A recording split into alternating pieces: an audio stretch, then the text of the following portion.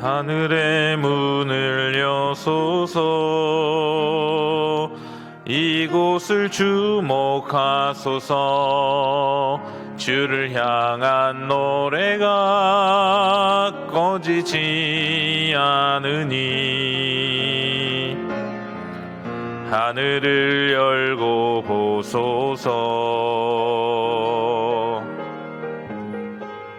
이곳에 임재하소서. 주님을 기다립니다. 기도의 양기가 하늘에 닿으니 주여 임재하여 주소서. 이곳에 오셔서 이곳에 앉으소서. 이곳에서 드리는 예배를 받으소서. 주님의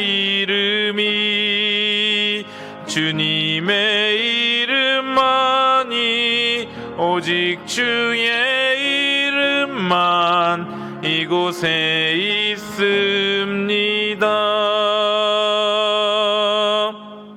사도신경으로 우리의 흔들리지 않는 신앙을 고백합니다.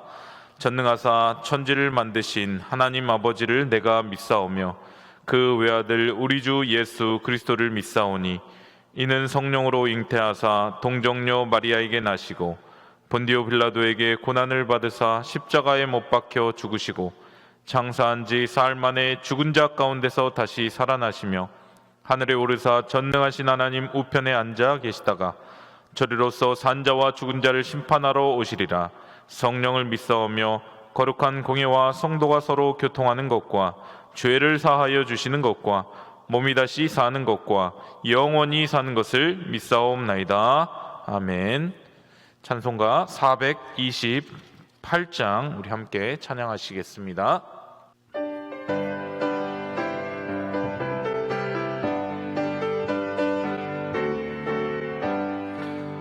내 영혼의 햇빛 비치니 주 영광 찬란해. 이 세상 어떤 빛보다 이 빛 더 빛나네. 주의 영광 빛난 광채 내게 비춰 주시옵소서. 그 밝은 얼굴 배울 때 나의 영혼 기쁘다. 내 영혼에 노래 있으니 주 찬양합니다. 주 귀를 기울이시사 다 듣고 계시네. 주의 영광 빛난 광채 내게 비춰 주시옵소서. 그 밝은 얼굴 배울 때 나의 영혼 기쁘다. 내 영혼의 봄날 되어서 주 함께 하실 때 그 평화 내게 깃들고 주 은혜 꽃피네. 주의 영광 빛난 광채 내게 비춰 주시옵소서. 그 밝은 얼굴 배울 때 나의 영혼 기쁘다. 내 영혼에 희락이 있고 큰 소망 넘치네. 주 예수 복을 주시고 또 내려주시네. 주의 영광 빛난 광채 내게 비춰 주시옵소서. 그 밝은 얼굴 배울 때 나의 영혼 기쁘다. 네, 오늘 주신 하나님의 말씀은 어제 큐티 본문인 마태복음 3장 1절에서 10절까지의 말씀입니다. 마태복음 3장 1절에서 10절까지의 말씀 교독하도록 하겠습니다. 그때에 세례 요한이 이르러 유대 광야에서 전파하여 말하되 회개하라 천국이 가까이 왔느니라 하였으니 그는 선지자 이사야를 통하여 말씀하신 자라 일렀으되 광야에 외치는 자의 소리가 있어 이르되 너희는 주의 길을 준비하라 그가 오실 길을 곧게 하라 하였느니라. 이 요한은 낙타털 옷을 입고 허리에 가죽띠를 띠고 음식은 메뚜기와 석청이었더라. 이때에 예루살렘과 온 유대와 요단강 사방에서 다 그에게 나와 자기들의 죄를 자복하고 요단강에서 그에게 세례를 받더니 요한이 많은 바리새인들과 사두개인들이 세례 베푸는 대로 오는 것을 보고 이르되 독사의 자식들아 누가 너희를 가르쳐 임박한 진노를 피하러 하더냐. 그러므로 회개에 합당한 열매를 맺고 속으로 아브라함이 우리 조상이라고 생각하지 말라. 내가 너희에게 이르노니 하나님이 능히 이 돌들로도 아브라함의 자손이 되게 하시리라. 이미 도끼가 나무 뿌리에 놓였으니 좋은 열매를 맺지 아니하는 나무마다 찍혀 불에 던져지리라. 아멘. 기도하시겠습니다. 좋으신 하나님 아버지, 복된 주일 새벽 허락하여 주시고 또 주님 앞에 찬양과 감사의 예배로 하루를 열게 하여 주심을 감사합니다. 오늘도 각 가정에서 주님의 은혜를 사모하며 예배하는 왕성의 모든 가족들을 기억하여 주시고 이 시간 주님 앞에 예배할 때에 하늘의 문을 활짝 열어주셔서 하나님께서 부어주시는 은혜와 기도 응답의 축복을 받는 귀한 시간 되게 하여 주시옵소서.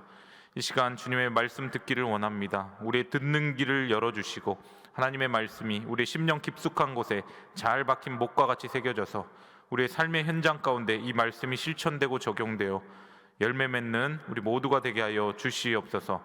감사드리며 예수님의 이름으로 기도드립니다. 아멘. 사복음서에서 공통적으로 등장하는 한 인물이 있습니다. 그 사람은 바로 세례 요한입니다. 하나님께서는 예수님께서 공생의 사역을 하시기 전에 예수님의 길을 예비하는 사람으로 세례 요한을 준비시키셨습니다. 세례 요한은 불꽃 같은 인생을 살았던 사람이었습니다. 세례 요한의 출생 과정을 설명하는 누가복음에서는 세례 요한은 제사장 가문의 사가랴의 아들로 태어났고 또 그의 모친 엘리사벳은 예수님의 어머니 마리아와 친척 관계에 있었습니다. 세례 요한의 역할이 무엇이었습니까? 메시아 되시는 예수님을 이 세상 가운데 소개하고 사람들을 회개시켜서 예수님이 오시는 길을 예비하는 사역을 감당했던 사람이 바로 세례 요한이었고 그의 사역이었습니다. 그래서 예수님은 세례 요한을 일컬어 여자가 낳은 자 중에 제일 크다라고 말씀하셨습니다. 우리 1절 말씀을 함께 읽도록 하겠습니다. 시작. 그때에 세례 요한이 이르러 유대 광야에서 전파하여 말하되. 여기서 말하고 있는 그때는 정치적으로 굉장히 어려운 때였습니다. 로마의 식민지로 유다가 말할 수 없는 고통을 받고 있는 때였고요. 또 로마 식민지의 독재도 힘들었지만 유다 나라의 자치정부들도 여러 분봉왕들로 나뉘어져서 유다를 다스렸는데 요한이 사역하던 갈릴리 지역의 분봉왕인 헤롯은 가장 포악하고 악명 높은 왕으로 유명했던 왕이었습니다. 로마 식민지로 압제당하고 헤롯 왕의 폭정으로부터 압제당하고 사방으로 우겨쌈을 당하는 정치적으로 굉장히 힘든 시대가 바로 그때였습니다. 또 그때는 종교적으로도 어려운 때였습니다. 누가복음에 보면 대제사장이 2명이나 있던 때였습니다. 원래 대제사장은 1명만 존재를 하게 되는 것인데 안나스와 가야바라고 하는 대제사장이 둘이 대제사장의 역할을 감당했습니다. 하나는 장인이고 하나는 사위였는데요, 물러난 장인도 영향력을 행사하고 있었기 때문에 당시에 얼마나 이 종교계가 부패했는지를 알 수가 있는 것입니다. 그럼에도 불구하고 하나님은 이스라엘을 버리시지 않았습니다.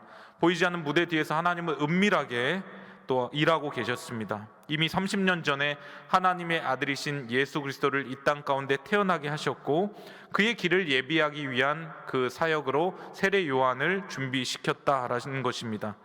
세상의 뉴스에 나오지 않는다고 해서 하나님이 일하시지 않는 것이 아닙니다. 그는 보이지 않아도 지금도 일하고 계시고 부지런히 운행하고 계십니다. 우리가 모르는 영적인 물밑 작업을 하고 계시는데요, 하나님이 하시는 일은 언제나 사람을 통해서 사람을 세우는 일로 일하십니다. 하나님께서 세례 요한을 세우셔서 유대 광야에서 하나님의 말씀을 전파하게 하셨습니다. 그런데 그가 사역했던 장소가 좀 특이합니다. 도심 한복판인 예루살렘 성전 근처가 아니라 광야라고 하는 것이 의미심장합니다. 세례 요한은 염해 서쪽 요단강 골짜기로 추정되는 광야에서 살고 광야에서 활동을 하였는데요, 광야는 구약 성경에서 매우 중요한 신학적인 의미를 담고 있는 장소입니다. 죄로 급한 이스라엘 백성이 하나님의 세심한 인도를 받은 곳이었고, 선지자들이 압제자를 피하거나 하나님과 교통하던 곳이 바로 광야였습니다. 예수님도 공생애를 시작하시기 전에 이제 광야에서 40일 동안 금식하면서 사역을 준비하시기도 했습니다. 광야는 어떤 세상과의 거리를 두고 하나님과의 긴밀한 그 교제를 나누는 아주 좋은 장소였다라는 것이죠. 당시 유대 사람들의 신앙은 성전을 중심으로 이루어졌었는데, 그들은 하나님을 만나면 성전을 가야지만, 성전에서 제사를 지내야지만 하나님을 만날 수 있다라고 생각을 했습니다. 그런데 하나님은요, 광야에서 말씀하시고 광야에서 일하셨습니다. 성전에서 대제사장을 통해서 제사를 통해서 하나님을 만나야 되는데 하나님은 그걸 무시하시고 광야에서 세례 요한을 통해서 일하고 말씀하셨습니다. 분명 제사장의 가문들이 있는데, 대제사장들도 있는데 하나님이 세례 요한을 택하신 이유가 있다라는 것이죠. 하나님은 사람의 중심을 보는 분이시기 때문에 뜻밖의 사람인 이 세례 요한을 세우셔서 사람들이 기대하지 않는 광야에서 하나님의 말씀을 전하게 하십니다. 오늘 2절과 3절 말씀을 함께 읽도록 하겠습니다. 시작. 회개하라, 천국이 가까이 왔느니라 하였으니 그는 선지자 이사야를 통하여 말씀하신 자라 일렀으되, 광야에 외치는 자의 소리가 있어 이르되 너희는 주의 길을 준비하라, 그가 오실 길을 곧게 하라 하였느니라. 아멘. 세례 요한의 외침이 무엇이었습니까? 회개하라, 천국이 가까이 왔느니라. 그러면서 너희가 주의 길을 준비하라. 이것은 구약 성경 이사야 40장 3절 말씀을 인용한 말씀입니다. 로마 시대에는 왕이 어느 지역을 행차할 때에 미리 선발대가 가서 왕이 오는 길을 잘 닦았다고 합니다. 그런데 지금 세례 요한이 말하는 길은 인간이 만드는 길이 아니고 우리 마음의 길, 심령의 길을 의미하는 것입니다. 하나님께서 오셔서 내 마음의 길을 기경하셔야 된다라는 것이죠. 이제 예수님이 오실 텐데, 나보다 뒤에 예수님이 오실 텐데, 예수님이 오시기 전에 우리의 마음밭을 다 기경하여야지만 예수님의 말씀을 우리가 100% 다 흡수해서 잘 들을 수 있다라는 것입니다. 우리 안에 죄악과 교만과 열등감과 상처가 있으면 그 메시지를 받아도 다 튕겨내게 됩니다. 그래서 세례 요한이 미리 먼저 와서 마음의 길을 잘 닦아 놓은 것입니다. 회개하여서 예수님의 메시지를 받을 만한 그 심령의 상태를 갖출 수 있도록 했다라는 것이죠. 우리 4절 말씀 보시겠습니다. 이 요한은 약타털 옷을 입고 허리에 가죽띠를 띠고 음식은 메뚜기와 석청이었더라.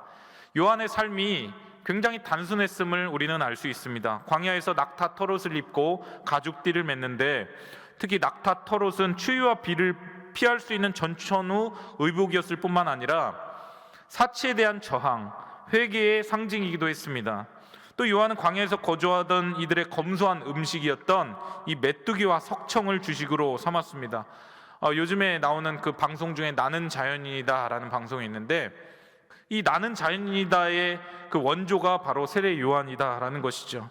그런 요한에게 많은 사람들이 몰려왔습니다. 그리고 요한의 메시지를 들은 사람의 반응이 어땠습니까? 5절, 6절을 보시기를 바랍니다.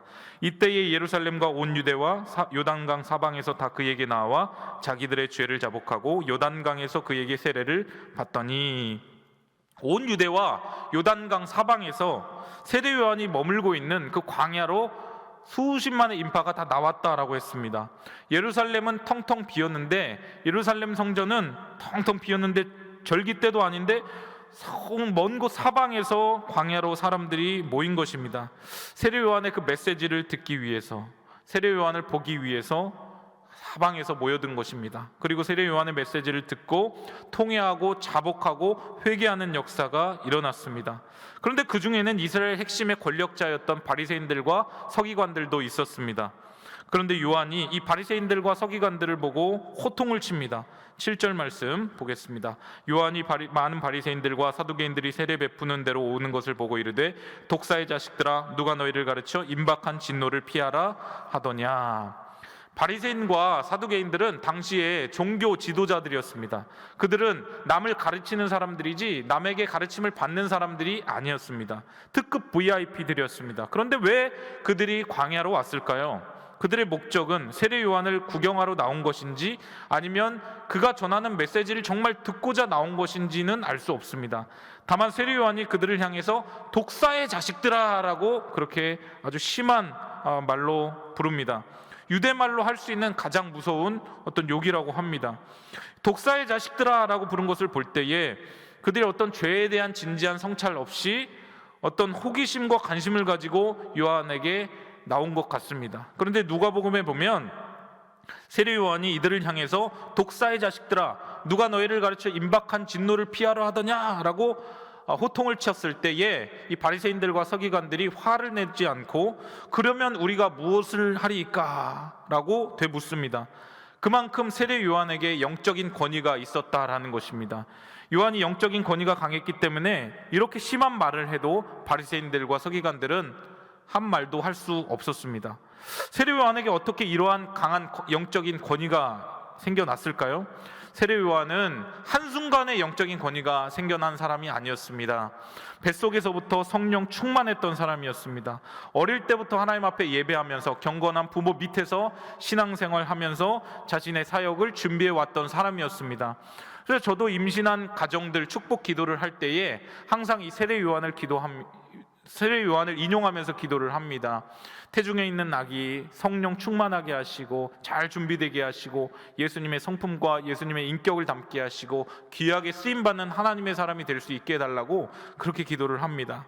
평생 성령에 사로잡힌 사람, 하나님과 교제하며 살아온 사람이었기 때문에 세례 요한의 그 메시지가 강했을지라도 듣는 사람의 입장에서는 그러나 회개의 역사, 통회하고 자복하는 역사가 일어났다라는 것이죠. 그만큼의 영적인 권위가 그에게 있었다라는 것입니다.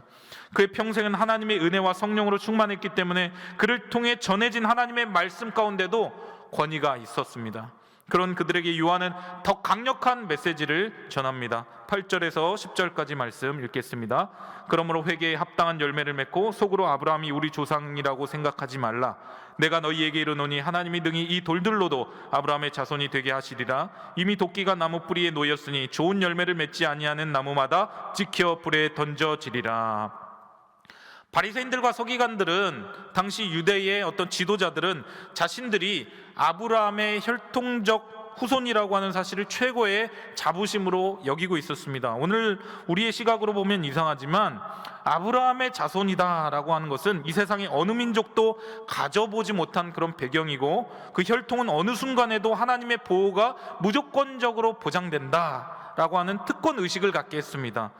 혈통에 근거한 안정감만을 믿고 괜찮다라고 생각했던 그 바리새인들과 서기관들을 향해서 이 세례 요한은 너희 회개에 합당한 열매를 맺고 속으로 아브라함이 우리 조상이라고 생각하지 말라. 내가 너희에게 이르노니 하나님이 이 능히 이 돌들로도 아브라함의 자손이 되게 할 수 있다. 도끼가 이미 나무 뿌리에 놓였으니 열매 맺지 않는 자는 찍혀 불에 던질 것이다 라고 강력한 메시지를 계속해서 전합니다. 회개에 합당한 열매를 맺으라 라고 그렇게 촉구를 하면서 너희들 아브라함이 물론 훌륭한 믿음의 조상이지만 그 아브라함의 이름에 빌붙어서 무임승차하려고 하지 말아라. 하나님은 이 돌들로도 아브라함의 자손이 되게 할 수 있고 아브라함이 아브라함 된 것은 하나님의 은혜이지 그 사람 자체가 위대해서가 아니다. 그러니까 그 혈통적인 그런 배경만 믿고 너희들 까불지 말아라, 뭐 그런 이야기를 한 것입니다. 회개에 합당한 열매를 맺으라고 했는데 회개에 합당한 열매가 무엇입니까? 진심으로 회개하고 그 회개한 열매를 삶 속에서 나타내라는 것입니다. 입술로만 회개했다고 그렇게 말하지 말고 삶 가운데서 거룩의 열매를 보이라는 것이죠. 눈에 보이는 명함만 가지고 자만하지 말고 종교적인 위선을 다 버리고 중심의 변화를 받으라 라고 지금 세례 요한이 그들에게 일갈하고 있는 것입니다. 사랑하는 성도 여러분, 우리는 때로는 눈에 보이는 것으로 우리 스스로를 그렇게 자부할 때가 많지 않습니까? 그런데 하나님은 우리가 신앙의 몇 대째 가문이니, 신앙생활을 몇 년째 하고 있느니 그런 걸 그렇게 중요하게 보시지 않습니다. 사람들은 물론 그런 어떤 겉모습, 예식 이런 것들을 따지지만 하나님은 우리 영혼의 가장 깊은 곳에 있는 그 중심을 보시는 분이십니다. 진정으로 하나님을 사랑하는지, 성령의 열매를 맺고 있는지, 하나님의 그 말씀대로 순종하는 삶을 사는지를 하나님은 보고 계시고 그걸 더 중요하게 생각하는 분이시다라는 것입니다. 그런 마음의 중심이 없는 겉으로 보여지는 행위에만 집착하면서 나는 괜찮아 라고 그렇게 스스로 위안 삼고 있는 사람들에게 하나님은 회개를 촉구하시고 또 심판이라고 하는 대수술을 감행하신다라는 것입니다. 예수님의 등장은 바로 그 심판의 시작을 의미했습니다. 세례 요한이 당시 종교 지도자들이 미워서, 인간적으로 미워서 그렇게 심하게 꾸짖었겠습니까? 그렇지 않습니다. 강팍함과 위선으로 인해서 그 종교 지도자들이 똘똘 뭉쳐 있어서 그 사람들로 인하여서 또 수많은 사람들, 그들을 따르는 많은 사람들이 좋지 않은 영향을 받고 있었기 때문에, 그래서 세례 요한은 그들을 향해서 더 강력한 메시지를 전했던 것입니다. 자기만 길을 잘못 드는 것이 아니라 수많은 사람들을 끌고 가는 사람들이기 때문에 그들이 먼저 회개하고 거듭나야만 했습니다. 어떻게 보면 일종의 어떤 샘플로 더 강하게 질책을 했다라는 것이죠. 사랑하는 성도 여러분, 우리는 누구나 다 리더입니다. 작든 크든 어떤 조직과 공동체의 리더로 세워졌을 것입니다. 특별히 가정에서 부모라고 하는 그 리더의 자리에 있습니다. 어떠한 공동체의 리더라면 나의 잘못된 어떤 신앙의 행태가 나 자신만을 망가뜨리는 것이 아니라 나를 따르고 나와 함께하는 그런 공동체 구성원들에게 영향을 미친다라고 하는 것에 우리가 경각심을 가져야 한다라는 것입니다. 오늘 말씀을 우리가 살펴보면서 적용해야 될 것이 두 가지가 있습니다. 첫 번째는 오늘도 하나님께서는 우리로 하여금 광야에 외치는 자의 소리를 듣게 하신다는 거예요. 예배를 통하여서, 설교를 통하여서, 삶의 여러 가지 정황들을 통하여서 우리 주님은 오늘도 말씀하십니다. 그런데 오늘날 사람들은 하나님의 말씀에는 귀를 닫고 세상의 소리에는 귀를 쫑긋 세웁니다. 부동산이 얼마 올랐는지, 주식이 얼마나 올랐는지, 내려갔는지를 관심을 많이 갖고 육신의 필요와 육신의 어떤 즐거움을 위하여서 최대한으로 귀를 열어놓으면서 우리의 영혼을 솟아나게 하고 우리를 진정으로 만족시키는 그 소리에는 때로는 귀를 막고 살아간다라는 것입니다. 주님께서 광야에 외치는 자의 소리를 듣게 하실 때에 특별히 그 안에서 회개하라, 천국이 가까이 왔느니라 라는 말씀을 주실 때에 우리는 겸손한 마음으로 그 말씀을 받고 그 음성에 민감하게 반응하고 회개할 뿐만 아니라 나아가 회개에 합당한 열매까지 맺어야 할 줄 믿습니다. 우리 인생이 광야에 있을 때라도 우리가 하나님 앞에 회개하고 돌아온다면 하나님께서는 우리에게 새로운 은혜를 베풀어 주시고 새로운 인생을 허락해 주실 줄 믿습니다. 두 번째, 우리의 존재는 소리임을 잊지 말아야 합니다. 우리는 이 땅에서 내 존재감과 자취를 남기려 하거나 어떠한 영향력을 드러내기 위하여 존재하는 사람들이 아닙니다. 세례 요한은 당시 최고의 인기 선지자였습니다. 사람들이 그를 막 추앙할 때에 그러나 그는 중심을 잘 지켰습니다. 광야에 외치는 소리에 불과하다. 나는 내 뒤에 오시는 예수님의 신발끈을 풀기도 감당하지 못한다 라고 하면서 자기가 소리임을 분명하게 많은 사람들에게 전했습니다. 소리는 무엇입니까? 메시지를 전달하고 사라질 때의 그 사명을 다 하는 것이죠.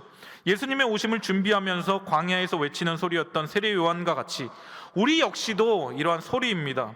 우리도 예수님의 다시 오심을 준비하며 외치는 소리, 복음의 증인으로서의 삶을 살아가야 한다라는 것입니다. 나 자신을 증명하고 나 자신을 드러내는 것이 아니라 살아계신 그 예수 그리스도, 다시 오실 그 예수 그리스도를 전하는 그 소리의 삶을 살아야 하고 그 소리 이상의 삶을 살려고 해서는 안 된다라는 것입니다.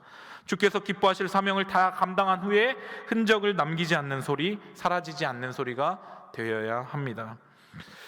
예수님 다시 오실 때까지 예수님만을 증거하고 높이고 또 소리로서 그 사명을 잘 감당할 수 있는 사랑하는 우리 왕성의 모든 권속들 될 수 있기를 주님의 이름으로 간절히 축원드립니다. 오늘 말씀 기억하면서 우리 함께 기도하며 나아갈 때에 오늘도 우리 주님께서 예배를 통하여서, 말씀을 통하여서, 여러 가지 삶의 정황들을 통하여서 우리에게 말씀하실 때에, 광야에 외치는 그 소리가 우리에게 임할 때에 그 소리를 우리가 잘 듣게 하여 주시고 영적으로 민감하게 반응하게 하여 주시고, 때로는 회개할 것이 있다면 겸손한 마음으로 주님 앞에 통회하고 자복할 수 있는 그 심령을 우리에게 허락하여 달라고, 회개에 합당한 열매를 맺게 해달라고 기도해 주시고요, 우리가 언제나 소리임을 잊지 않고 예수님을 증거하는, 예수님을 드러내는 그 소리의 삶을 잘 살아갈 수 있게 해달라고 기도해 주시기를 부탁드립니다. 오늘 드려지는 이 예배를 통하여서 시간 은혜를 베풀어 주시고, 특별히 말씀을 선포하신 담임 목사님을 붙잡아 주시고 성령의 강권적인 능력으로 말씀을 선포하실 때에 듣는 모든 회중들 공간을 초월하여 하나님의 그 성령의 임재의 역사를 맛볼 수 있는 귀한 시간이 될 수 있게 해달라고 기도해 주시고요, 특별히 우리 다음 세대들